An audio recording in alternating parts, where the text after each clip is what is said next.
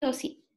Entonces, y obviamente no tenía que tener, o sea, para criterio de inclusión no tenía que haber recibido nada de corticoterapia. Entonces, las preguntas a responder que yo también me las hice es, ¿cuáles son los principales patrones histopatológicos asociados al síndrome nefrótico idiopático? Imagínense, ellos ya se preguntaban esto ya por el 60. Y la segunda pregunta es, ¿se puede utilizar algún tipo de característica clínica, algún tipo de parámetro laboratorial cuando mi niño debuta para yo poder decir, ah, este debe ser cambios mínimos, ah, no, este debe ser glomerulosclerosis focal segmentaria, no, esta debe ser membrana proliferativa? Y de esta manera yo puedo sustituir la biopsia o sí tengo que ir a biopsia. Estas eran algunas de las preguntas que ellos se hacían al inicio. Y también de esta manera decía, ¿será que de esta forma yo puedo dirigir mejor mi terapia? Entonces, este gráfico que les traigo aquí es interesante. Primero, lo que ellos seleccionaron como muestra, que ya les dije que fueron 521 pacientes, estuvieron comprendidos entre las 12 semanas de vida hasta los 16 años. Y lo hicieron en un lapso de tiempo desde 1967 hasta 1974. Y luego simplemente unieron sus resultados y determinaron, aquí vamos a ver el porcentaje y aquí vamos a ver la edad. Y lo curioso que ellos empezaron a notar es que mientras más chiquito, más enfermedad por cambios mínimos. Conforme va creciendo, va disminuyendo. Por ejemplo, miren, si ustedes siguen aquí mi cursor, empieza a aumentar la curva y se dispara más o menos aquí, llegando casi hasta un 80% a aquel niño que tiene casi aquí, 4 años. Pero más o menos aquí, miren, 4 años. Tiene un clímax hasta más o menos 6, 7 años y luego como que tiende a estancar. Y si ustedes se dan cuenta, ellos hicieron un descubrimiento muy importante, porque hasta ahora no hay quien refute que el síndrome nefrótico por cambios mínimos, su pico de mayor incidencia es entre los 3 y 6 años, y coincide con la primera observación de los 60 que ellos hicieron. Luego vieron de que sí, o sea, esto era la causa más frecuente. Miren, llegó a ser de los total de 521 pacientes biopsiados, cambios mínimos constituyó en los 398 pacientes. Luego, en segundo lugar, empezaron a encontrar glomerulosclerosis focal y segmentaria. Se dieron cuenta que esta también empezaba a aparecer casi en una edad similar a cambios mínimos, solamente que esta aumentaba mucho más y se mantenía en una curva más alejada, llegando de repente a picos más elevados como 10 años, 11 años. Mientras que muy de lejos, la glomerulosclerosis membrano proliferativa no la veíamos en los primeros años y recién empezaba un poquito a dispararse después de los 10 años. Entonces, primera característica que vamos a resumir. De todos nuevamente, el síndrome nefrótico idiopático primario, cambios mínimos, siempre va a ser la más frecuente. Siempre va a dar a los niños pequeños entre, si ustedes quieren, 3 y 6 años o 4 y 7 años. No hay ningún problema. Son cifras más, cifras menos. Segundo, acuérdense que siempre, y hasta ahora no hay quien lo refute ni lo cambie, va a estar glomerulosclerosis focal segmentaria. Y después de ella, cualquiera. Por eso es que si no es una, es la otra. Así de fácil, así de sencillo. Súper práctico. Y no tienen que tener la memoria para acordarse los 6 tipos.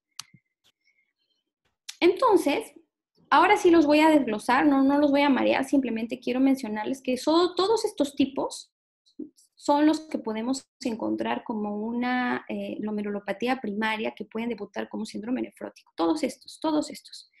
Pero si ustedes ven, sus porcentajes son muy pequeñitos, muy pequeñitos. Pero cambios mínimos se los lleva de ventaja siempre. Qué bueno, ¿no? Qué bueno que sea la más importante. Pero lo que preocupa es, ¿qué hacemos con este grupo de pacientes que, como yo les mostré al inicio, con corticoides ellos iban bien, pero con corticoides ellos no van bien? ¿Qué pasa si yo no los diagnostico a tiempo? ¿Qué pasa si yo me confío y digo, debe ser cambios mínimos porque es lo más frecuente y se me pasa una de estas y termina mi niño en enfermedad renal crónica terminal o no lo referí a tiempo a la especialidad correspondiente? Entonces, por ese motivo, es que les traigo este gráfico. Ellos intentaron decir si laboratorialmente podríamos predecir el tipo histológico del paciente. Entonces, nuevamente dan mucho realce a que mientras más joven, más chance que sea cambios mínimos. Hablo nuevamente recalcando si es entre 3 y 6 o 4 y 7. Segundo, no nos asustemos si nuestro examen de orina inicial, nuestro niño con síndrome nefrótico, aún con cambios mínimos, tiene un poco de hematuria, porque desde el 67 ellos encontraron que un 22% podía tener hematuria. Obviamente, miren, vamos a ir a este cambio. Cambios mínimos constituye hematuria muy bajita, 22%, ya, exagerando. Pero miren cómo aumenta el porcentaje cuando es glomerulosclerosis focal y segmentaria y mucho más en la membrana proliferativa, que en este caso es la más, digamos, una de las más agresivas. Entonces, si ustedes tienen un paciente con cambios mínimos de hematuria, no se asusten, pero si la hematuria persiste, pues no piensen tan bien. Piensen en los no cambios mínimos. ¿Qué más vieron? Ah, bueno, miren, vieron que normalmente aquí, bueno, aquí creo que se me ha movido. Aquí lo que vieron es que el complemento C3 en la enfermedad por cambios mínimos es infrecuentísimo que esté consumido. Aquí le pone el 1.5, imagínense de esta cantidad de pacientes. Solamente el 1.5% mostró disminución del complemento. Pero, nuevamente vuelvo a decir, en las otras patologías está presente hasta en un 74%. Es por eso que este gráfico o esta tabla yo la puse, porque yo quiero que a partir de ahora ustedes se graben, que cuando ustedes ven un paciente con cambios mínimos, sí o sí, nunca, nunca, nunca se le olvide pedirle su examen de orina para ver la hematuria y hacerle seguimiento a esa hematuria, y de cajón, de inicio, pedirle C3. Chicos, ustedes haciendo o pidiendo tan solo estos exámenes, aunque no me hayan diagnosticado nefrótico completo, aunque sea un incompleto, no importa, pero no saben cuánto nos han ayudado ustedes, a nosotros y al paciente sobre todo. Porque esto marca el pronóstico. Obviamente, porque si tiene menor hipocomplementemia, obviamente tiene riesgo, perdón, creo que he dicho algo raro. Si tiene más hipocomplementemia, mayor riesgo de que tenga una enfermedad diferente a cambios mínimos. Y por último, se ha visto que en cambios mínimos sí puede haber un AKI, o sea, sí puede haber un incremento de la creatinina, solo que esto es pasajero. Y obviamente puede incrementar hasta un 50%, o sea, hacer un mayor compromiso, una mayor injuria renal si es por una glomerulopatía diferente a cambios mínimos. Hasta allí, no sé si me estoy dejando entender, pero puedo repetirlo si no está claro. Vamos a avanzar. Entonces, ¿cuál es la conclusión de este cuadro? En primer lugar, la causa más frecuente de síndrome nefrótico idiopático sigue siendo cambios mínimos. Remarco, la edad, punto, es entre 3 y 6, 4, 7. Pequeños porcentajes pueden tener hematuria, inclusive macroscópica, no se asusten. Obviamente, lo más frecuente es que sea microscópica y también que sea breve, o sea, que pase pronto. Nunca, nunca, nunca debe llevar hipocomplementemia. Al debut puede haber compromiso renal, pero no es tan usual y tampoco es tan marcado. ¿Por qué remarco esto? Y con esto no quiero confundirlos, simplemente quiero decirles que ahora fíjense en la glomerulosclerosis focal y segmentaria y la membrana proliferativa. Aquí, por ejemplo, voy a ir al consumo del complemento acá, por ejemplo. Miren, la membrana proliferativa dice que consume el complemento, vamos a redondear, 80%. ¿Listo? Entonces, yo les pregunto a ustedes, ¿y aquel 20% dónde lo encajo? O sea, doctora, ¿puedo tener una membrana proliferativa con complemento normal? Sí, porque según este estudio, miren, el 20%, porque yo lo redondeé a 80, el 20% podría tener no normal. ¿Y por qué les digo esto? Porque se vieron o se vio que algunos patrones histopatológicos no cambios mínimos al debut pueden imitar un cambios mínimos. Tengan cuidado.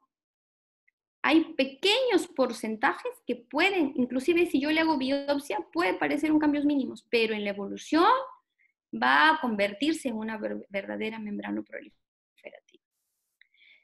Yo siempre les digo a las mamás cuando les explico acerca de esta enfermedad, cuando les digo síndrome nefrótico es como decirle la familia Cabrera. Y en la familia Cabrera, como en toda familia, hay miembros buenos y miembros malos. Unos recontra bonachones y otros que son súper malvados. Y otros que parecen buenos, pero al final son malos. Algo así es el síndrome nefrótico. Esas glomerulopatías parecen buenas al inicio, algunas. Hasta en un 20% puedo tener glomerulopatías terribles que pueden imitar un cambios mínimos y en el tiempo recién migrar y convertirse o mostrarse realmente como son. Y sin embargo, yo puedo haber perdido el tiempo. Entonces, al final, ustedes van a decir, doctora, pero entonces, ¿qué hago? ¿Qué hago? ¿Cómo lo diagnostico? Sigo quedándome con la conclusión de los primeros 5 puntos de acá. ¿Ok? Porque para la impresión inicial, esto a ustedes les ayuda. Sin embargo, por lo que ya les expliqué, miren este último acápite. Lo que más va a importar para clasificar un síndrome nefrótico va a ser la respuesta a los corticosteroides. Al final de cuentas, porque yo sé que hay un pequeño porcentaje de los malvados que me pueden imitar ser buenos. Ok, con esto estoy un poco más tranquila, pero finalmente lo que me va a permitir clasificar al síndrome nefrótico va a ser su respuesta a corticosteroides. Y yo creo que esa es la clasificación que está más aceptada en boga a nivel mundial y lo que ha hecho que muchas clasificaciones como CADIGO 2012 tenga que actualizar sus estatutos para ahora clasificarla en base a los esteroides. Y de ahí viene ese cuadro tan tedioso de entender a veces. Pero yo también se los he resumido acá. Entonces, quédense con la clasificación de cambios mínimos, idiopático, más frecuente, cambios mínimos, y si es menor de 1 año, genético, y si es mayor de 12 años, secundario. Punto. Luego, si les toca ver en emergencia o cuando roten por consultorio un paciente que viene a su reevaluación o recayó, ustedes pregúntenle, al debut no lo van a saber, pero cuando ya son pacientes que vienen varias veces, como ustedes habrán visto en emergencia, pregúntenle cómo les va con los corticosteroides y allí ustedes de primera impresión van a saber el pronóstico. Miren, si el paciente debutó y se comportó como un córtico sensible, de hecho, un 97% es cambios mínimos. Es una podocitopatía funcional, ya les expliqué cómo, ¿no? Así que va a pasar, me tranquilizo. Pero si el paciente ya se está volviendo córtico resistente, alerta. Es una podocitopatía estructural. Ya no hay chance, no hay vuelta atrás. Ya hubo daño. Puede ser, vuelvo a repetir, la más frecuente, glomerulosclerosis focal y cementaria, o ya, que tuvo la mala suerte de llevarse una alteración congénita de transmisión autosómica dominante, recesiva, la que fuera. ¿Ok? Entonces, para fin pronóstico me sirve la respuesta a la corticoterapia y en el debut me sirve la clasificación o lo que les expliqué antes. Pero ahora quiero que sepan y que ustedes me expliquen las siguientes veces que conversamos el por qué y no solamente lo aprendamos de memoria. Obviamente que si el paciente es córtico resistente, va a tener mayor recaídas durante la infancia, va a tener mayor necesidad de medicamentos que no sean corticosteroides, sino de repente otro tipo de inmunosupresión como ciclofosfamida, ciclosporina, y obviamente tiene más chance de llegar a enfermedad renal crónica terminal, como tenemos. Nosotros tenemos 2, 3, como 5 niños que debutaron como nefróticos y a los 2 años, 3 años ya son enfermedad renal crónica terminal. Y ellos sí se cumple que evolucionaron como corticoresistentes. Bien, entonces, ¿de dónde sale todo esto de la corticoresistencia y de dónde sale todo esto de que 8 semanas, 6 semanas, recaidor frecuente, infrecuente? Pues fíjense que el ISKDC, cuando hizo el primer estudio del 67, la primera respuesta la alcanzaron. Disculpen, voy a desactivar me voy a poner en modo avión porque me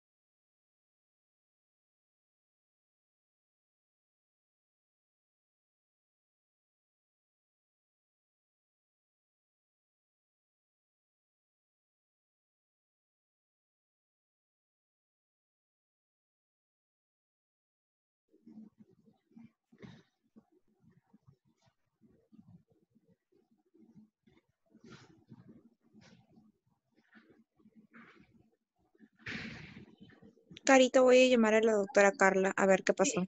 Doctora, sí está en línea, solo que se va a Ya, conectar ya, nuevamente. puede compartir. Lo que pasa es que les cuento que estoy en el hospital y estoy compartiendo de mi celular. Así que un ratito voy a compartir acá. Entonces estoy desde el internet de mi celular, por eso disculpas porque escuchan mis mensajes. A ver, acá. Ya, ¿me ven? ¿Hola? Sí, doctora. Ya. Entonces, como les decía, ¿no? Este estudio de los 521 pacientes iniciales logró determinar, sí, lo que querían, pero hasta este momento no había una respuesta acerca del tratamiento o cómo se comportaba cambios mínimos con respecto a los esteroides. Entonces, hicieron una continuación del primer estudio del 67 y ahora lo hicieron solamente con los que habían salido cambios mínimos. Entonces, cogieron los 398 pacientes que tuvieron cambios mínimos, los que le hicieron obviamente la biopsia al debut de nefrótico, y luego le hicieron un régimen estándar de prednisona y lo empezaron a monitorizar hasta por 17 años. Así ellos determinaron qué tan buena era o realmente si no lo era. Y luego ellos se dieron cuenta en este primer cuadro, que me pareció súper interesante, era que es vital el comportamiento de un síndrome nefrótico, o sea, debuta y cómo se comporta él dentro de los primeros 6 meses, es como algo así que hace su línea de vida de cómo va a ser de aquí en su futuro. Ellos determinaron que, por ejemplo, si el paciente se comportaba como un respondedor inicial y obviamente remitía completamente la proteinuria dentro de las 8 semanas, pues estaba excelente, iba bien. Y luego vieron que podían, y luego empezaron a ver que aún remitiendo en las 8 semanas, o sea, sí o sí eran córticosensibles, durante los 6 meses siguientes, algunos empezaron a comportarse un poco extraño. Unos fueron súper buenos, algunos integrantes de la familia Cabrera se portaron súper bien y nunca más recayeron, pero lamentablemente son pocos. Otros empezaron a ser recaidores infrecuentes, es decir, miren, en 6 meses cayeron una vez. Acá está. Y otros empezaron a ser recaidores frecuentes. En 6 meses cayeron 2 o más veces. Doctora, pero ya no es cambios mínimos. En los 17 años de seguimiento determinaron que al final hasta el 80% ya remitía y no pasaba nada. Obviamente que a más recaídas o mientras era más recaidor frecuente, mayor chance que no sea cambios mínimos y que haya pasado al inicio de la biopsia como una imitadora, como una buena pero era mala. Ahora, obviamente, si el paciente durante su esquema de corticoterapia inicial no respondía durante sus 8 semanas de haber iniciado su corticoterapia, definitivamente se le consideraba ya resistente y eso pues iba para mal. Definitivamente era un pésimo pronóstico y ellos lo corroboraron en el seguimiento de 17 años. Listo, a ver, sigamos. Acá. Entonces, aquí les traigo la respuesta. Con cambios mínimos, el 92% respondió a corticoterapia y el 8% de cambios mínimos no respondió. Entonces, ¿qué pasó? Si era cambios mínimos, ¿por qué no respondió? ¿Por qué se volvió después de sus 8 semanas de corticoide? ¿Qué pasó? Entonces, hicieron un estudio y evaluaron a estos pacientes que no habían respondido a la corticoterapia, aún siendo cambios mínimos en la biopsia, y vieron que nunca respondieron. Si no habían respondido en las 8 semanas, le hicieron un seguimiento en el primer año y miren, ocasionalmente respondió esta niña que tenía 1.6 años, todos nunca respondieron, algunos fallecieron. Y en la biopsia siguiente, en los siguientes años, se dieron cuenta que cambios mínimos había migrado. Y ya no eran cambios mínimos. Era una focal segmentaria, de repente era una glomerulonefritis membranoproliferativa o una proliferativa difusa. Entonces, vuelvo a reiterar, ¿Qué quiero con esto? No los quiero confundir, chicos. Simplemente lo que yo quiero que quede ahora claro es que si el paciente debuta, vean todas las cosas que ya expliqué para decir cambios mínimos. Si el paciente ya es un recaedor, pregúntenle cómo ha sido su respuesta a los corticosteroides. Y así, aunque tenga 3 años, aunque tenga 5 años, aunque pareciera cambios mínimos al inicio, en la evolución recae mucho, en la evolución es un córtico resistente, simplemente ese niño va a migrar, ¿de acuerdo? Y a tiempo ustedes lo refieren. Ajá. Entonces, obviamente estos son estudios que se hicieron después y vieron que lo bueno era de que la probabilidad de remisión mientras más chiquito eres es mejor. Mientras más vas creciendo y te conviertes en un adulto, pues te va pésimo. Que es lo que ya había hablado antes también, ¿no? Entonces, miren, Cádigo tuvo que replantear sus bases para diagnosticar, para clasificar el síndrome nefrótico en cuanto a la respuesta a corticoterapia, a su corticoterapia. Y acá sacó toda esta clasificación que es un poco engorrosa, que yo sé que es engorrosa. Pero yo, a ver, ¿qué quiero que se lleven de todo este cuadro? Primero, ¿a qué llamo corticoresistencia? Al paciente que no logra la remisión después de 8 semanas, por acá lo tengo, corticoresistente, resistencia inicial, esta. Ya le inicié corticoterapia y no me ha respondido. Por este me preocupo. ¿A qué llamo una recaída? Eso sí me importa. Al paciente que nuevamente positiviza el examen de orina, puede ser un examen de orina al azar, no tienen que pedirle proteinuria de 24 horas en emergencia para hacer su diagnóstico. Pidan un examen de orina al azar y ya les dije que tiene tanto valor como la proteinuria de 24 horas. Nuevamente tiene una relación mayor de 2, pues recayó. O si tiene una tira reactiva, donde ustedes están en su posta de donde fuera o nos fuimos a trabajar, no sé, a provincia, no tenemos para hacer este estudio, cojo una tira reactiva que en todo lado hay y por 3 días seguidos lo hago orinar al niñito y veo que si tiene 3 cruces de su tira reactiva en su examen de orina simple, ya recayó. Ya, así de práctico. Entonces, ¿qué debo aprender? Que es una recaída 3 días seguidos con proteinuria.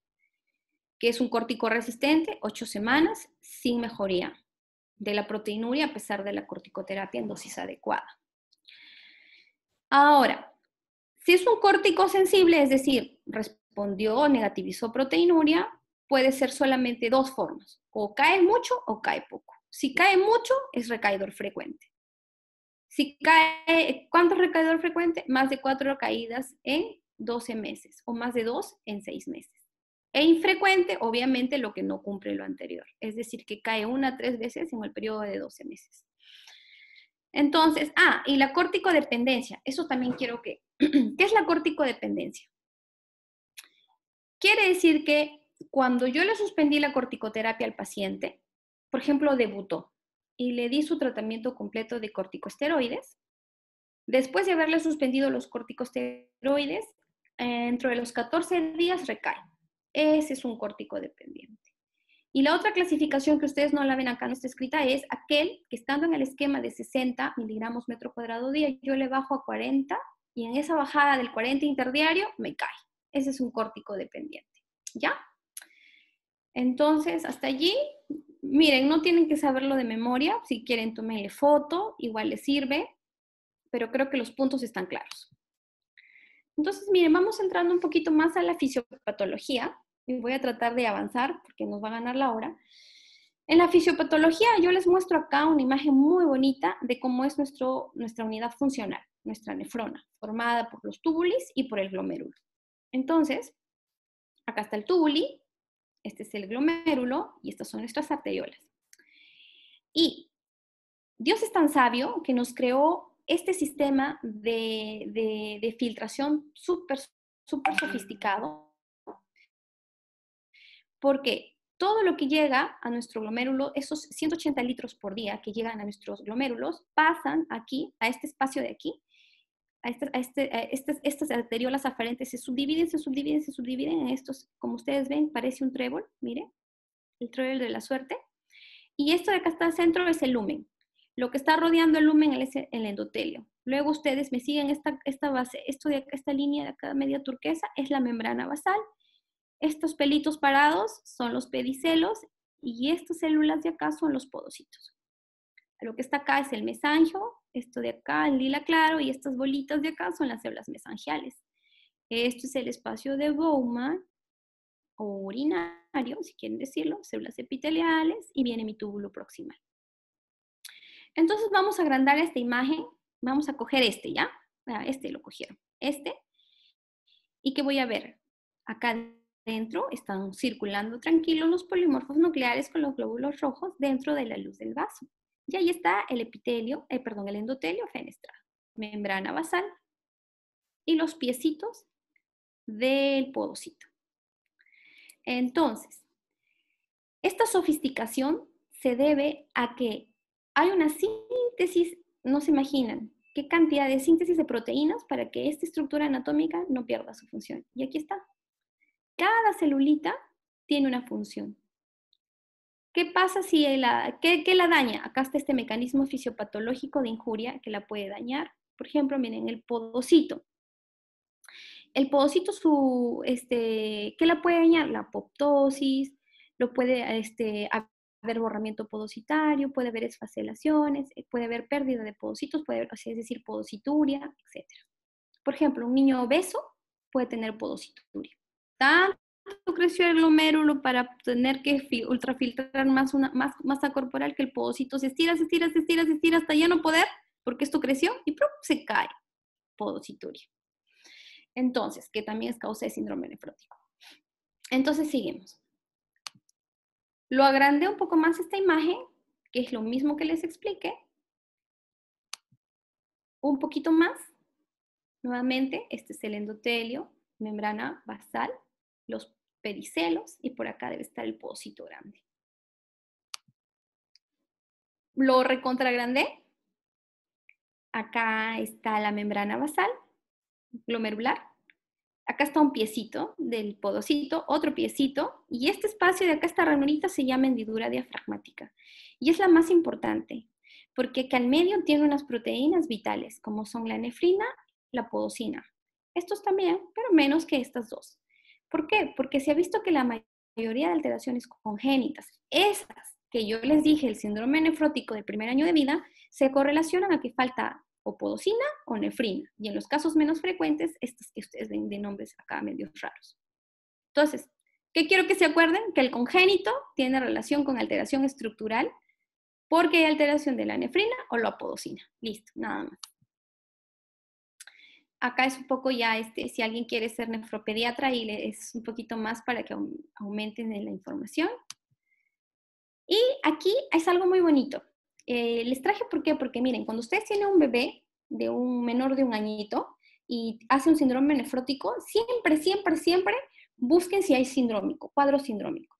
Porque se ha visto que algunas alteraciones congénitas de todas maneras tienen cuadros sindrómicos de base, como el de Nisdrash, como por ejemplo el síndrome de uña rótula, ejemplo, ¿no? Siempre búsquenlas. Y hay otros, obviamente, no sindrómicas que están acá. Pero vamos a volver a nuestra realidad. Y estamos hablando de lo más frecuente, que es el síndrome nefrótico idiopático por cambios mínimos. Entonces ustedes me dirán, doctora, pero usted nos dijo que no hay cambios estructurales en el idiopático, en la microscopía óptica. Entonces ¿quiere decir que no hay alteración en las proteínas? Pues no. Cuando hablamos de enfermedad de cambios mínimos, acá la fisiopatología cambia y entra más a calar el mecanismo inmunológico. Y esto es nuevecísimo. Es un artículo de la Sociedad Americana de Nefrología, que es de adultos, pero nos va muy bien para aplicarlo también a nuestros niños. Y ellos hicieron un estudio y se hicieron una pregunta que yo también me la hice, y no sé si ustedes, que imagino que también. ¿Por qué un niño, si se resfría, tiene que descompensarse? ¿Por qué si le da un bendito influenza, viene y recayó? Y la respuesta está en este slide. Los nuevos mecanismos fisiopatológicos del síndrome nefrótico se basan en este protagonista, que es el linfocito T, de estirpe CD8.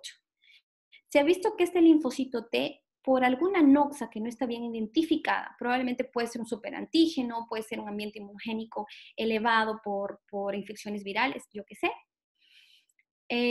puede empezar a estimular los linfocitos B por un lado para generar células de memoria, y por eso recaen. Y por otro lado, empieza a generar una serie de citocinas, entre ellas la más importante, la interleuquina 13, la cual podría llegar aquí a estos lindos podocitos con su espacio diafragmático, el diafragma. Miren lo que les causa. Los altera a todos. Pierden sus piecitos, pierden su arquitectura normal y se deforman. Y obviamente, al no tener su estructura, pues simplemente viene la albúmina y se cola. ¿Por qué? Porque este podocito, estos pedicelos, porque el podocito está más arriba, estos pedicelos tienen toda su superficie, tanto aquí, la membrana basal glomerular, como aquí, carga aniónica, súper, súper negativa. Y la albúmina, que es una proteína, también tiene carga aniónica. Entonces, obviamente, negativo a negativo se repelen. Pero cuando el linfocito T, a través de la interleuquina 13, los afecta, ellos pierden esa capacidad de su carga negativa, entonces simplemente positivo con negativo se atraen, pues, como todo en la vida. Y se filtra la albúmina y viene el bendito síndrome nefrótico. Y esta es la causa inmunogénica o inmunológica que explicaría, por ejemplo, por qué un niño con un linfoma de Hodgkin puede tener nefrótico. Obviamente porque tiene células T súper estimuladas. ¿Por qué un niño resfriado, un niño alérgico, etcétera, más va por este tema, tiene a cada momento o puede recaer a cada momento? Entonces, en resumen, ¿cuáles son los 3 mecanismos fisiopatológicos del síndrome nefrótico? Acá los tienen. 1, defectos en la barrera de filtración, mutaciones genéticas. Ah, ya, doctora, este es del primer año de vida. Sí, muy bien. Disregulación inmune en las células T. Ah, ya. Este debe ser entre el primer y 12 años de vida. Muy bien. Y factores circulantes sistémicos. Ah, ya. Y este debe ser cambios mínimos. Porque si yo lo veo al microscopio electrónico, no voy a ver mucho. Al óptico no voy a ver mucho. Muy bien. Y factores circulantes, esto recién es un término que ustedes van a escuchar. Esta debe ser glomerulosclerosis focal y segmentaria. ¿Por qué? Porque se vio que cuando empieza a haber una sustancia que le llaman plasmina y hay otro que le llaman el SUPAR, que tampoco se sabe por qué aparece, viene y es como un diluyente de estos. Imita esto. Ya no es tanto por linfocitos T, sino es un factor diluyente que no sabemos por qué aparece en las personas y viene y los deforma. Solo que lo malo es que nunca se controla y esta sí origina una glomerulosclerosis focal segmentaria, el segundo tipo más frecuente, pero lamentablemente con mayor causa de RCT. Entonces, ahora ya saben por fisiopatología cuál tipo puede ser. Ahora, por la fisiopatología, lógicamente voy a encontrar o voy a explicarme los hallazgos laboratoriales y el examen físico. Esto yo creo que lo he hablado cantidad de veces y ustedes también lo han de haber leído hasta el cansancio, así que no me voy a detener mucho. Pero ya sé cuál es la causa de la pérdida o la causa del síndrome nefrótico, pero entonces ahora es súper fácil porque va a ser anemia. Obvio, Underfield, tengo un paciente que pierde proteínas, por ende pierde albúmina, por ende pierde presión oncótica, y entonces, ¿qué pasa? Todo el agua del intersticio sale y me llena todo el espacio intersticial y se traduce como un edema. Al agua del intravascular, que es la presión hidrostática que sale, finalmente hace que el espacio intravascular pues se deplete y empieza a activarse, mi cuerpo empieza a sensar como que estoy en estado de hipovolemia. ¿Qué hace? Bueno, aumenta la vasoactividad o las resistencias vasculares sistémicas, la noradrenalina, aumenta la renina, la aldosterona, disminuye la tasa de filtración glomerular. Al final, si yo logro restaurar y llevar el volumen, el líquido al intravascular, pues simplemente todo lo revierto. Ese es el underfield, porque perdí presión oncótica, porque oriné mucha proteína. El overfill. El overfill, voy a avanzar un poquito más, ¿ya? El overfill aquí tiene relación con una culpable, que es la plasmina. Miren, cuando empieza a haber el daño estructural y empieza a filtrarse la albúmina, no solamente puede ir la albúmina, se ha visto que puede ir plasmina y la plasmina va al túbulo contorneado distal y colector y estimula al receptor epitelial de sodio, que es el ENaC. Entonces, ¿qué hace el ENaC? Agarra el ENaC y empieza a aumentarme la reabsorción primaria de sodio. Aquí está. ¿Ok? Se estimula tanto que todo el sodio que llega a los túbulos se lo reabsorbe y el sodio jala agua, porque la bomba responsable de esto es 3 sodios, 2 potasios. Entonces, obviamente, siempre va a entrar mucho, mucho sodio. Entonces, obviamente, ¿qué hace el sodio? Me jala agua, aumento presión hidrostática y hago algo así como un efecto dilucional de la proteína. Entonces, el paciente va a tener hipoalbuminemia, pero más dilucional, porque lo perdió, pero no mucho. Sí pierde, ojo, porque obviamente es nefrótico, ¿no? Sí tiene hipoalbuminemia, pero por doble causa, porque la está perdiendo, aunque no sea mucho, y porque se está diluyendo, porque el paciente en sus túbulos está que jala sal y agua. ¿Cómo va a estar su intravascular?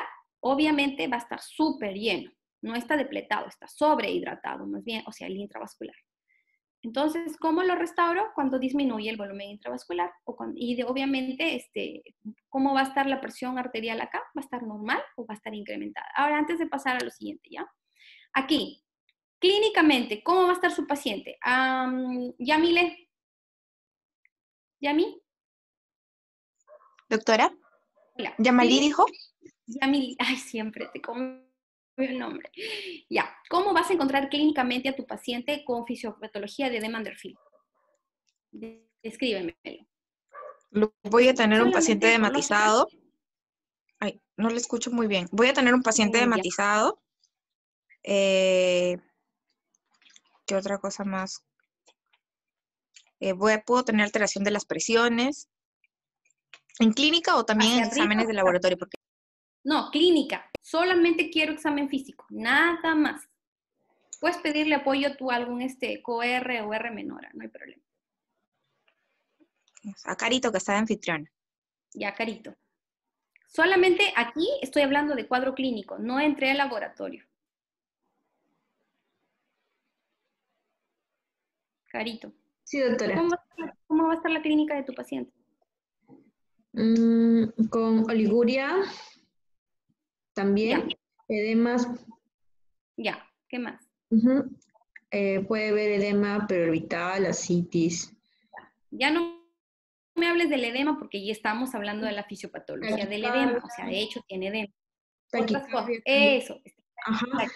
¿Por qué está taquicárdico? Doctora. ¿Por qué está taquicárdico? Ya en este caso, porque como hay básicamente todo el líquido se ha pasado al espacio intersticial, va a quedar poco en el vascular. Ajá. Entonces, tu paciente puede estar... la forma de compensar va a ser taquicardia. Entonces tu paciente va a estar taquicárdico, va a Sí. estar normotenso, hipertenso o hipotenso. En este caso va a estar hipotenso. Hipotenso, muy bien. ¿Cómo va a estar su piel? Su piel va a estar fría, sobre todo en las manos y en los pies.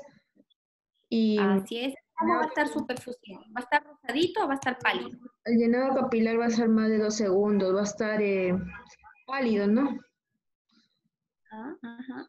Entonces, con esto yo les quiero decir, que de repente algo que no han escuchado, que ustedes pueden tener un paciente con síndrome nefrótico chocado, ¿verdad? Sí, doctora.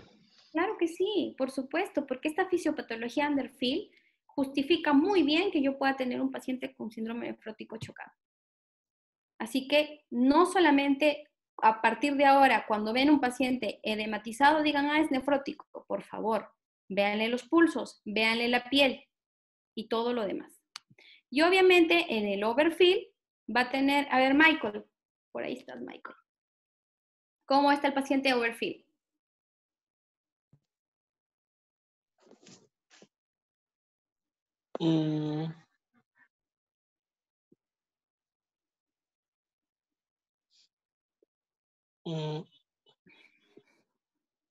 Doctora, ¿va a estar con oliguria también?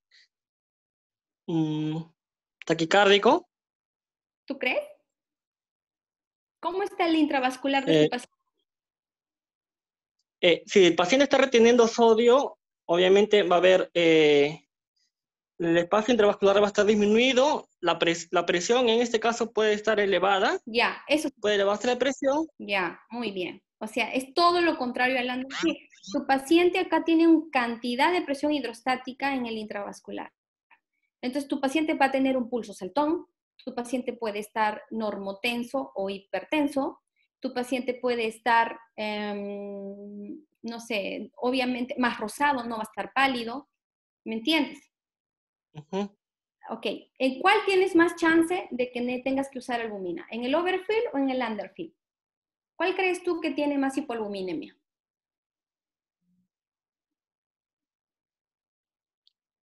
En el Underfield, doctora. Ah, Excelente, no. muy bien. Ah, sí, Sí, sí. está bien, el underfill. Porque ha perdido más, está botando por todas partes, porque se está chocando. Sí, sí, está bien tu respuesta. Ya, ¿y por qué les he dicho esto? Porque miren, aquí está, no es algo que a mí se me ocurre. Yo siempre les voy a hablar en base a estudios y en base a artículos. Esta tabla me dice los mecanismos de formación de síndrome nefrótico Underfield. Estas son las características clínicas. Voy a tener un paciente pálido con frialdad en las extremidades, taquicárdico, otros síntomas como hipotensión ortostática. Por eso tengan mucho cuidado con sus pacientes nefróticos antes de pasarlos a la camilla. Puede haber dolor abdominal secundario, etc. Y este paciente, si ustedes le hacen un examen de orina para ver electrolitos en orina, obviamente, como está en estado de shock, o más bien dicho, con intravascular disminuido, va a tener un FENA, el tubulis va a tratar de captar más sodio, va a haber esta constante de acá que no lo voy a confundir. Miren, va a haber un valor muy bajo de albumina, generalmente menor de 2. Probablemente sí le tienen que hacer la infusión. ¿Ok? Va a haber más hemoconcentración porque está deshidratado. En cambio, en el paciente que está con overfill, generalmente la presión la tiene normal o elevada, no va a tener taquicardia, no va a tener síntomas de ortostatismo y obviamente no va a tener signos de hipoperfusión. En lo que son los laboratorios, más bien este paciente está que bota sodio porque ya tiene demasiado, porque tiene estimulado el ENaC. ¿Qué más? Bueno, esto de aquí puede haber hematuria, sí puede haber. La albúmina, miren, generalmente la albúmina este paciente le tiene más de 2. No bota tanto. La hipoalbuminemia es porque no bota tanto, más es porque se está diluyendo por todo el agua que retiene. ¿Ok? Seguimos. Entonces, ya lo saben, clínicamente ya hemos hablado un montón, ustedes son expertos en esto, va a tener edemas, ya hablamos de los años, siempre en las zonas de declive. Avanzo. El examen de orina, ya hablé por qué hematuria, ya les dije que no se asusten si hay macroscópica, lo más frecuente microscópica, pero solamente un 20% y debe ser transitoria. ¿Ok? Listo. Ya, esto. ¿Alguna vez se han preguntado por qué les pedimos proteinograma electroforético a algunos pacientes? ¿O lo han escuchado? La respuesta se las voy a dar acá. Miren, normalmente cuando tengo un síndrome nefrótico cambios mínimos, por causa de los linfocitos T, ¿ok? Se pierde albúmina y algunas otras proteínas de bajo peso molecular, pero más no. Más grandes que la albúmina, no. Entonces, esta cantidad de proteína excretada en realidad no va a reflejar realmente qué cantidad de proteínas está pasando por la membrana basal glomerular. ¿Por qué? Porque el cuerpo es tan sabio que cuando empieza a sentir el tubulis que está botando muchas proteínas, ¿qué hace? Las trata de reabsorber. Entonces, este estudio de acá se llama el proteinograma electroforético. Y se ha visto que me ayuda mucho cuando tengo dudas. Y quiero saber si al debut, ojo, no en la evolución por corticosteroides, porque eso ya les expliqué. Si al debut es cambios mínimos o no es cambios mínimos. Por ejemplo, doctora, este niño es un nefrótico, tiene 3 años. Sí o sí, cumple mis criterios. Listo. Doctora, pero ¿sabe qué? Usted me dijo que podía tener hematuria los primeros días, pero ya tiene muchos días, ya va 5 días con hematuria. Y ya le hice un examen de orina, tiene también algo de leucocituria, ya le hice examen de orina, cultivo negativo, nada. Muy bien. Y me confunde porque tiene 3 años y todo lo demás. Muy bien. ¿Y sabe qué? Es resistente a diuréticos, no va bien, etc. Ya. Entonces, y por ahí me hizo algo de glucosuria. ¿Qué quiere decir glucosuria? Daño tubular, porque la glucosa se sobre el nivel de túbulo contorneo proximal. Entonces, ¿qué me dice eso? Que está mucha proteína filtrándose y que el túbulo está tratando de absorber mucho, y ya no pudo y empezó a botar glucosa. Entonces, tengo dudas. ¿Qué hago, doctora? No quiero perder tiempo. Ya, hazle un proteinograma electroforético. Si tienes selectividad más de 85% de albúmina en tu examen de orina, eso es cambios mínimos, aunque tengas por ahí unas cositas como por ahí un poco de hematuria y un poquito de un cachito de hipertensión, porque ya saben que un nefrótico con todo derecho puede ser hipertenso y no quiere decir que sea un lupus. Ya les expliqué por fisiopatología. Entonces, pero chicos, si es el mismo caso anterior, pero empieza a haber selectividad por otro tipo de proteínas, por ejemplo, miren, la alfa 1, alfa 2, la beta 1, la gamma, estas proteínas son más de tubulis. Esto me habla que hay realmente una proteinuria franca, y que se está perdiendo todo. Y esta no selectividad definitivamente en los cambios mínimos. Así que echen mano del proteinograma electroforético porque les puede salvar cuando ustedes no estén acá en la institución, cuando se vayan a algún lado, fuera de Lima, en fin, para que puedan determinar al debut si es o no cambios mínimos. En la química sanguínea, bueno, obviamente las proteínas van a estar disminuidas, obviamente el paciente va a perder inmunoglobulina G porque tiene menor peso que la albúmina, no pierde IgM porque esta es más grande, y el IgE puede estar normal o elevado. El fibrinógeno también lo tiene elevado porque es más grande que la albúmina. Sí pierde antitrombina 3 porque es más chiquita que la albúmina.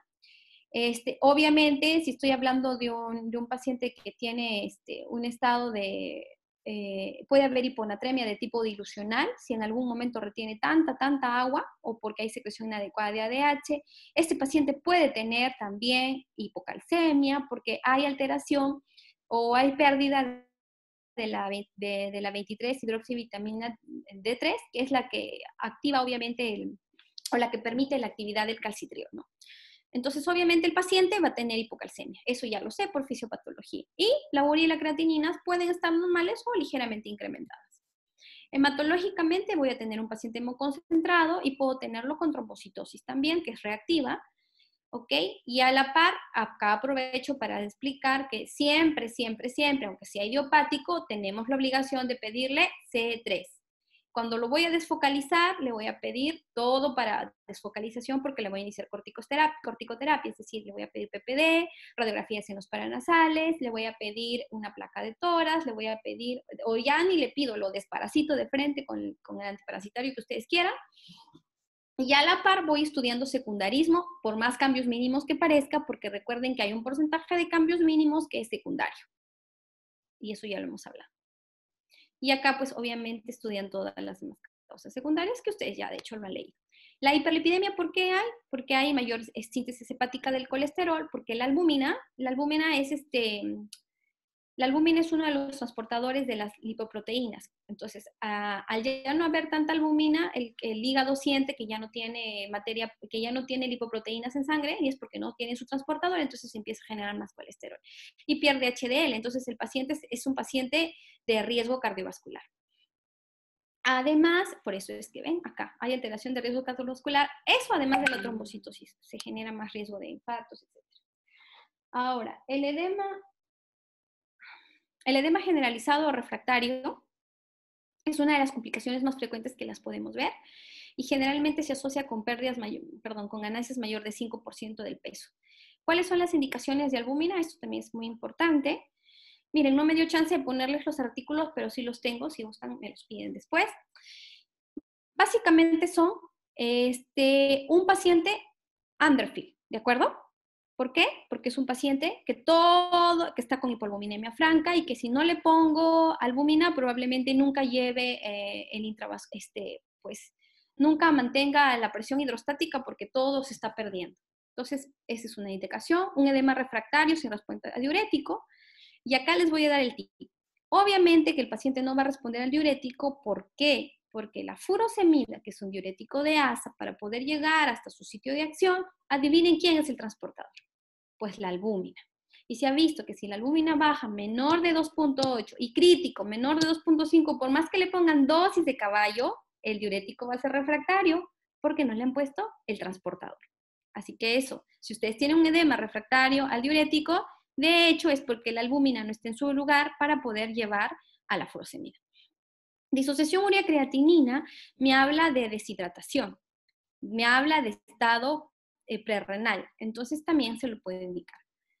Que están todos estos, si ustedes se dan cuenta, underfill, por eso ya les hice ese ejercicio de que me digan, que me expliquen. Obviamente que se ha visto que los valores menor de 2.5 tienen mayor riesgo de edemas refractarios porque no van a ser porque el diurético obviamente no va a hacer efecto. ¿Cómo le ponen? Eso también ustedes ya son expertos. La albúmina humana al 20%, 0.5 a 1 gramo por kilo por dosis. Aquí, por favor, recuerden, yo sé que lo han usado en UCI, yo sé que lo han visto en muchos lugares. ¿La infusión de albúmina, doctora, me sirve? La respuesta es no. ¿Por qué? Porque yo necesito llegar a un pico sérico de una presión oncótica para llevar o para jalar el intravascular, para jalar la hidrostática o el agua que está en el intersticio al intravascular. Si yo se lo paso en 6, 8 horas o 24 horas, ¿a qué hora voy a hacer el pico sérico? No. Mínimo de tiempo, 2 horas. Máximo de tiempo, 4. Furosemida, sí, entra 1 a 2 miligramos kilodosis endovenosa cuando le estoy dando la albúmina. Y acá hay dos escuelas. Una te dice que le des junta la albúmina con la furosemida, la cual es muy riesgosa porque obviamente te puede propiciar que el paciente haga un edema agudo del pulmón, etc. Y la otra es que mejor le pongas la albúmina, te aseguras una buena presión oncótica y luego le pones el diurético de asa, que es la escuela que nosotros hacemos. Más adelante les voy a explicar un poco más de esto. Infecciones es otra complicación muy frecuente. Obviamente, ya expliqué que baja la inmunoglobulina G, expliqué que los linfocitos T están sobreestimulados, pero lamentablemente están atontados y no hacen su función como deben ser, sobre todo los CD8, que son los que tienen que ver con las defensas de los microorganismos virales. Ok, también hay alteración del factor de complemento. Estos son los gérmenes más frecuentes y cuáles son las causas de por qué nos infectan, etcétera. Por eso es que neumococo siempre entra a la vista, neumófilos, etcétera. Por eso es que a todos les damos amoxiclap y a todos entran con ceftriaxona y son los que más se complican por estas infecciones. Trombosis. ¿Cuándo hablo de eventos trombóticos y quiénes tienen mayor riesgo? Hay mayor riesgo cuando son congénitos, ¿ya? O sea, cuando son del primer año de vida. Hay mayor riesgo en los primeros 3 meses después del debut.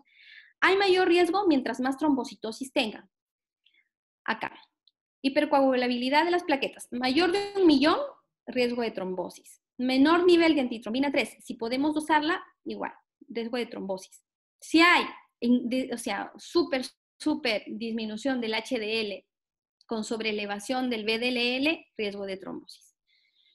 Y obviamente, si ustedes no se dieron cuenta que su paciente tiene un underfill, que su paciente está hemoconcentrado y su paciente está postrado, puede hacer una trombosis de la vena renal y al final complicarse. O una trombosis venosa profunda o una tromboembolia pulmonar. Así que tengan mucho cuidado, por favor, y siempre piensen, ¿quién tiene mayor riesgo de hacer trombosis? Vuelvo a repetir, el nefrótico congénito o el del primer año de vida. El paciente que tiene trombocitosis más de 1 millón de plaquetas. Sidoso, si tiene antitrombina 3 menor del nivel sérico para el laboratorio que tengan en ese momento. Y obviamente si tiene antecedentes previos de trombosis. Y sobre todo si el paciente, ustedes lo han visto chocado, lo ven pálido, lo ven taquicárdico, ese paciente tiene más riesgo que el otro, el que está taquicárdico, el que está normotenso, está rosado, el que probablemente tiene un overfill. Listo. Aquí está un poquito más de lo que les hablé. La insuficiencia renal aguda, porque ocurre, pues muchas causas. Por un tiempo es por factor prerrenal, sobre todo en el underfill. Edema túbulo intersticial, porque si le doy mucha carga proteica a mi tubulis, pues mi tubulis sufre y también hace una inflamación tubular. Por la misma infección, porque si se complica con una infección urinaria va peor. Y por la nefrotoxicidad por la furosemida, porque la furosemida también es nefrotóxica. El paracetamol también es nefrotóxico y la mamá le dio porque tenía fiebre. Entonces, también por eso. O también porque le di mucha furosemida y le hice un AQI prerrenal. ¿Ok? Entonces, cuidado, porque si ha visto que la injuria renal aguda me predispone a que tenga menor tiempo entre recaída y recaída, es decir, que recaiga más veces en los 6 primeros meses. Chicos, Si no tengo, ya saben que la injuria renal aguda, la disociación urea-creatinina y la hipoalbuminemia menor de 2.5 o el edema refractario es indicación de albúmina. Doctora, no tengo albúmina, ponle plasma, pero mejora tu presión oncótica de alguna manera. Listo, avanzo. ¿Cuándo lo biopsio? Obviamente si tiene menos de un año, porque de hecho es congénito. Si tiene más de 12 años, porque de hecho debe ser un secundarismo. Si cae muchas veces, porque es uno malo, no es cambios mínimos. Si es corticoresistente, está de más que les explique. Si va con hematuria persistente, si empieza a hacer hipertensión, si tiene C3 bajo, está de más que les explique, porque ya lo hemos hablado. Tratamiento. Esto agradezco, es un slide que uno de sus colegas me compartió. Me parece súper resumido y bonito. ¿Cuál usamos nosotros? Primero, después les he puesto un caso clínico, pero aquí en cuanto a lo que es volumen, les voy a decir que existen muchas maneras y muchas escuelas para hidratar y todas tienen sus razones, ¿ok? Y yo les voy a decir mi experiencia en estos 2 años de residencia y meses de asistente. Depende de la condición de tu paciente. Mira, si tienes un paciente que está tranquilo, que viene a tu consultorio con un poco de edema pretibial y un poco de edema bipalpebral, bueno, restríngele a 1 litro por día y que tome su diurético 1 a 2 por kilo día y nada más, listo, y que baje su sodio. Si tienes un paciente que llega en anasarca, tú le preguntas a la mamá, señor, ¿está orinando? Entonces tú en tu cabecita dices, está bien edematizado. ¿Cómo está? Pálido. ¿Cómo está? Taquicárdico, etcétera. Entonces tú dices, ya, este chiquito debe tener un underfill. Este chiquito debe tener hipoalbuminemia severa y debe tener disociación urea-creatinina. Entonces, ¿cuánto tiempo tendrá su ACI? Debe tener un ACI. ¿Cuánto tiempo lo tendrá? Si no lo conoces y lo tienes que hospitalizar, ¿ok? Ten cuidado. Aquí nosotros, ¿qué hacemos? En este caso, en este contexto, pueden usar esto de San Borja o algo que también usamos nosotros. Nosotros acá en el hospital hacemos esta escuela, la de Up to Date 2020 y la Sociedad Italiana. Le damos de primera instancia solamente pérdida insensible. Si es un paciente en anasarca, que yo no sé si orinó, no orinó, no sé, la mamá no le cambió el pañal, no me dice nada, pero lo veo en anasarca, le doy solamente 400 mililitros metro cuadrado. Ya mi asistente, cuando lo hospitalice, le sumará la pérdida insensible, la pérdida medible, que es la diuresis, si es que orina. Pero tú, que no sabes cómo va a evolucionar, déjale solo pérdida insensible, que son 400 metros cuadrados, si es mayor de 10 kilos. Si es menor de 10 kilos, 80 mililitros por kilo. Ya dentro entra el balance, entra tu piso, le cuantificas la diuresis, le haces un buen balance y le puedes empezar a completar con la diuresis. ¿Ok? San Borja, que se ha basado en su guía en todas estas anteriores, son un poco más cuidadosos porque dicen, bueno, si le doy poco y le doy diurético, lo puedo perpetuar el aquí, ellos le dan 800 mililitros metro cuadrado. Yo les digo que sí, tienen razón, o sea, también está bien. Pero yo utilizaría esto más en el chiquito, por ejemplo, que esté edematizado y tiene derrame pulmonar, tiene un poco de ascitis, pero no lo veo en anasarca franca. O sea, me puede aguantar un poquito más. No está intermedio. No está tan queso como el niñito de anasarca. Entonces le puedo dar 800 metros cuadrados día. Miren, acá sí utilizan 80, la alegra de los 8. Como les digo, nosotros, como ustedes van a ver, nosotros les dejamos 400 de volumen y luego les suman las diuresis los asistentes. Si es menor de 10 kilos, 80, igual que ellos. Y cuando es un intermedio entre los dos casos, nosotros vemos edema, vuelvo a repetir, paciente con edema, derrame pulmonar, un poco de ascitis, pero no está en anasarca franca, le dejamos 800 mililitros metro cuadrado. Bien, entonces más o menos así trabajamos, ¿ya? Y estos son los ejemplos que acá les han puesto. Por ejemplo, tiene una superficie corporal de 0.43, acá le han dejado pérdidas insensibles, más diuresis, yo me imagino que ya le encontraron la diuresis, y así. ¿Ya? Ahora, doctora, le voy a dar de comer.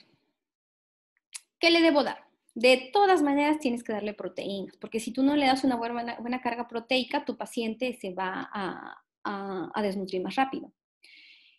¿Cuánto le debo dar? Miren, si tú tienes la urea en el momento y no tiene la urea muy elevada, dale 1 por kilo. Si tu paciente tiene la urea ya chance de 80, 100, perdón, aquí. borren lo que les dije. Si tu paciente tiene la urea elevada, 80, 100, 120, dale 1 por kilo. No le des más porque lo vas a volver más urémico. Pero si tu paciente está bien, le puedes dar entre 1.5 y 2 por kilo por día. ¿Ya? O sea, no hay ningún problema. Yo sé que por escuela todos le damos 1 por kilo, pero no está mal si le das 1.5 a 2 si tu paciente no tiene injuria renal. Y si tiene injuria renal, sí o sí 1. Y en emergencia, no lo eso lo puedes hacer en piso, pero si en emergencia llegas, no lo conoces, etcétera, y no sabes cuánto tendrá de laboratorio, o que no te arriesgas, le das 1. Restricción de sal, obviamente, porque no sé si, sobre todo si es un overfill, máximo 1.5 a 2 gramos de sodio. Nada de que peso tanto, nada. Es 1.5 de sodio. Y evitar el reposo porque ya les dije lo que pasa. La albúmina. Hablamos ya un poco de las indicaciones. Ya les dije ahora como les dije que habían 2 escuelas. Esta es la que usamos acá en el hospital, de 1.5 a 1 por kilo por día. Ya les dije por qué lo pasan en este tiempo. Y la furosemida, hay varias escuelas. Miren, uno la pasan al inicio y la pasan antes de terminar. Nosotros, en nuestra escuela y también es muchos artículos, lo pasamos 30 minutos antes de finalizar y a las 12 horas de haber terminado la infusión de albúmina. Eso es lo que ustedes habrán visto que nosotros habitualmente hacemos. Acá, bueno, en otros países tienen albúmina al 25%.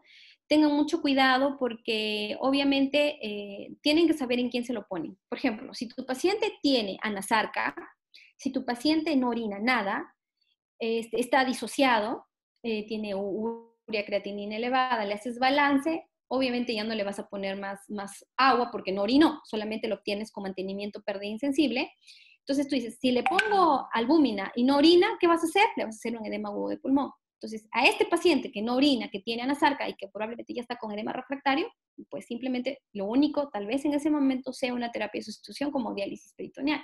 Porque si tú le pones albúmina, probablemente te queses y le origines un edema agudo. O sea, tienes que tener mucho, mucho cuidado cuando la usas, ¿de acuerdo? Y estar seguro de que tu paciente orina, en otras palabras. Si no lo conoces, no sabes si orina, no le pongas. A veces en emergencia nosotros, yo soy residente de acá de pediatría, lo ponemos cuando lo vemos en anasarca. Pero tengamos mucho cuidado de fijarnos si es que el paciente ha orinado o no, ¿de acuerdo? Si no, mejor esperen un poquito, le hacen monitoreo y de ahí con seguridad se lo ponen. El tromboembolismo, ya les dije cuáles son los factores de riesgo, cuál es digamos, el de elección. Usamos heparina de bajo peso molecular hasta que podamos entrar con warfarina, hasta lograr un INR entre 2 y 3. Modelo de RP. Esto sí pueden tomarle foto. Y con esto ya terminamos. A ver, 28. Ya, varón de 3 años, pesa 20 kilos, tiene una superficie de 0.7, viene con edema refractario, adiurético y derrame pleural, tiene disociación urea creatinina y tiene una albúmina 1.5. Primera pregunta, ¿le ponen albúmina sí o no? Abran sus micrófonos. Sí, por el edema refractario. Ya, porque está disociado y porque tiene hipoalbuminemia severa que no te va a hacer... Mira, te le dice, edema refractario, ¿a qué? A diurético. ¿Por qué? Porque no tiene el transportador, porque su albúmina está en 1.5. No está tan queso porque no está en anasarca, así que tiene derrame pleural nada más, pero lo tengo que ayudar. Entonces, ¿qué le doy? ¿Vía o le doy de comer? Le doy de comer. Porque si le pongo vía, le doy malo sobrehidrato más. Entonces, mire, le doy dieta seca, hiposódica, 1.5 gramos por día. Solamente le voy a dar aquí, porque como está disociado, 1 por kilo, 20 gramos al día, obviamente con calorías máximas. Y el volumen total se lo estoy dando 600, que le queda 800 mililitros metro cuadrado día. Que es ese paciente que les dije intermedio, que no está ni tan queso como para ir a anasarca, ni tanto como para mandarlo a su casa. ¿Ven? Con tranquilidad le di la regla del 8, 800 mililitros metro cuadrado día. No hay ningún problema. Sí le pongo albúmina porque está disociado, porque tiene hipoalbuminemia y porque tiene edema refractario. Ya, ¿cuántos le estoy pasando? 50, o sea, le estoy dando 10 gramos, o sea, le estoy dando 0.5.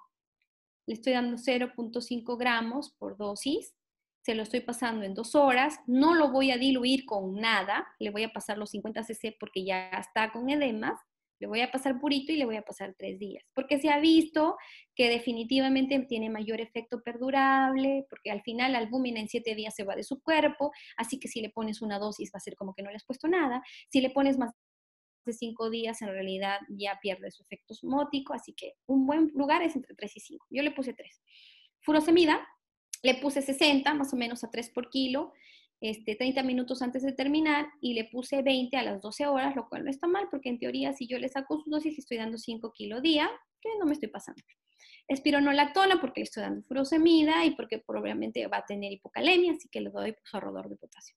Lo peso diario, y luego de haber hecho toda la desfocalización, etcétera, etcétera, etcétera, etcétera, para iniciar corticoterapia, le inicio, miren, no les voy a quesear con los esquemas de corticoterapia. Hay 800,000 esquemas, muchos, muchos, muchos. El que usamos acá y el que tiene, digamos, menor riesgo de recaídas, etcétera, es el de 6,6. Cuando es debut, 6,6. Es la regla de 6. Le doy 60 miligramos metro cuadrado por día por 6 semanas y luego le paso a 40 miligramos metro cuadrado interdiario por 6 semanas más. Acá me faltó el 6. Es el 6, 6. 6 semanas todos los días. 6 semanas interdiario. Las primeras 6 semanas a 60 metro cuadrado. Las siguientes 6 semanas 40 metro cuadrado. Si el paciente recae, en su primera recaída, ahora es la regla de los 4. Le doy 60 miligramos cuando recayó solo 4 semanas. Y luego le cambio interdiario, 40 miligramos, 4 semanas más y se lo quito. O cuando negativiza, se lo quito. Aquí algo así recontra breve de inmunizaciones. De verdad que es súper, súper importante. Por favor, si tu paciente no ha sido vacunado previamente, tiene más de 2 años, de frente ponle la 23 valente, porque tiene todos los riesgos de ser una enfermedad neumocócica invasiva. Si tu paciente ya fue vacunado, o si tu paciente tiene menor de 2 años, ponle la 13 valente. Repito, paciente no vacunado, mayor de 2 años, 23 valente. Paciente menor de 2 años, no le puedo poner 23 valente, le pongo 13 valente. O si ya tiene una vacuna, le falta otra, y tiene más de 2 años, 13 valente. Varicela. Si tu paciente no tiene anticuerpos IgG contra varicela, es porque no ha estado expuesto a la varicela. Si tu paciente se expone, dale tratamiento preventivo con aciclovir. Si tu paciente está 100% seguro que se expuso y estás dentro de las 48 a 72 horas, y es un paciente inmunosuprimido que estás en dosis plena de corticoterapia, tienes que pasarle inmunoglobulina porque tu paciente se te va a quesear. Si tu paciente está en buen momento, como por ejemplo, tu paciente ya dejó el corticoide más de 4 semanas, o tu paciente está en dosis bajita de corticoide porque la estás quitando ya, lo puedes vacunar. Recuerda, sí le puedes vacunar. Entonces, es más, lo debes vacunar si no tiene estado serológico positivo. Entonces, ¿cuándo vacuno? Al paciente que tiene estado serológico negativo. ¿Cuándo vacuno? ¿En qué momento lo vacuno? 4 semanas a la suspensión del corticoide, o si es urgente que lo vacune, sí o sí, porque va a viajar, la mamá es piti, lo que fuese, lo vacuno cuando tengo dosis bajitas de corticoide, es decir, cuando estoy en dosis interdiaria o estoy ya casi quitando el corticoide. Nunca, nunca, nunca, nunca cuando le estás dando dosis alta de corticosteroides. ¿Qué pasa si tu paciente es corticoresistente y está con micofenolato, está con ciclosporina? Después de 3 meses de haber suspendido estos inmunosupresores, recién lo puedes vacunar, ¿ya? Esto es todo lo que les he hablado hasta aquí. Ok, y bueno, esto es un poquito de lo que... Ay, espérense, aquí nada más, ¿ya? Estos son los fármacos que utilizamos, otras opciones, ¿ok? Cuando el paciente es corticoresistente, no tienen por qué saberlo, pero, o sea, de memoria ni nada, pero si es que alguien quiere ahondar, acá lo he traído. Ciclofosfamida, ciclosporina, tacrolimus no tenemos aquí en el hospital, San Borja sí lo tiene, pero debemos saber usarlo cuando nos llegue. Tenemos acá niños con ciclosporina, que tienen, por ejemplo, nefrótico córtico resistentes, ya los hemos pasado a ciclosporina. Y tenemos otros pacientes también con micofenolato. Acá, con micofenolato. Y en los pacientes que son súper archirresistentes a todo, les ponemos rituximab, porque el rituximab es un anti-CD20 que se ha visto que bloquea el cofactor del linfocito B. Y ya les expliqué que en la teoría inmunológica el linfocito B potencia, la perpetúa la proteinuria. Entonces podemos usar rituximab. Ahí están las dosis, tampoco no lo tenemos, pero... Entonces, corticoresistente, le doy prednisona, pero al inicio ya sé que no me va muy bien, y le doy un ahorrador, le puedo dar ciclosporina o tacrolimus, y ya podría iniciar un YECA o un BRA, que son medicamentos que se utilizan como disminuyen el flujo a nivel de la arteriola aferente, disminuyen la presión intraglomerular, de manera de que el paciente va a filtrar menos proteínas. Entonces lo pueden dar como un renoprotector, YECA o BRAs. Acá están las dosis de cada uno. Corticoresistencia, ya les comenté. Allá. Doctora, ¿qué hago con el síndrome nefrótico congénito del primer año de vida? En primer lugar, cuídalo para que no tenga infección y tienes que vacunarlo a tiempo. Segundo, de hecho, ellos siempre hacen hipoalbuminemias severas porque ya les dije que son daños estructurales, o sea, tienes que ponerle albumina desde el inicio. Aunque orine, aunque fuera, o sea, tienes que ponerle y monitorizarlo más seguido. Obviamente tienes que lograr que el paciente tenga las suficientes kilocalorías porque tu meta es que llegue a los 10 kilos para que lo puedas trasplantar, porque sí o sí tienes que trasplantarlo, si no, después del año o antes del año se va a morir. Le tienes que iniciar ya YECAs o BRAs para disminuir la proteinuria. Debieras anticoagularlo porque ya les dije que tienen mayor chances de hacer eventos tromboembólicos. Monitorízalo porque este niño puede tener hipotiroidismo porque estos pacientes pierden la proteína transportadora de la levotiroxina. Y si es aún así, con todas estas medidas, si tu paciente tiene proteinuria masiva, obviamente hazle una nefrectomía profiláctica temprana, que generalmente la hacemos. Ahí venía la discusión si le hacemos de uno o de los dos riñones. Por ahora la tendencia es que le hagas una nefrectomía primaria de un riñón y mientras te da chance de que gane peso, etcétera. Pero si el paciente con una nefrectomía primaria, unilateral, derecha, izquierda, no importa, no va bien, le haces la nefrectomía bilateral y lo metes a diálisis. ¿Por qué? Porque si no se va a morir. Yo he visto en el extranjero, gracias a Dios tuve la oportunidad de ver un paciente con síndrome nefrótico congénito, nefrectomizado, que lo pudimos trasplantar y le fue muy bien. Y no hay recurrencia, porque obviamente es un daño estructural y no va a haber recurrencia de enfermedad. Y eso es todo, chicos. Gracias por su tiempo, me he demorado mucho.